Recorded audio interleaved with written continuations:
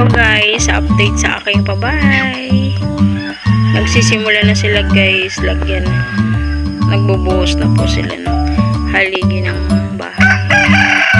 So, madami pa pong proseso, madami pa pong pera ang magagamit dito. So, matagal pang labanan to. Pero nagsisimula na guys, ayan na.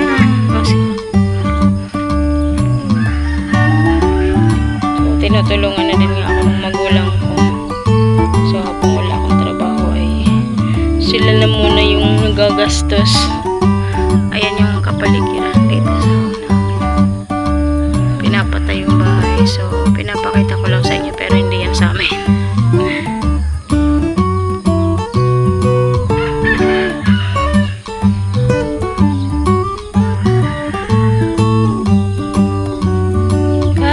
Sana thank you Lord, sana tuloy-tuloy na yan, sana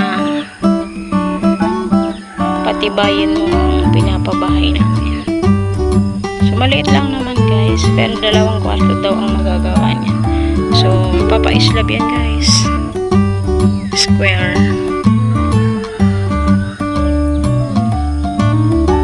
So yun lang guys, share ko lang. Thank you for watching.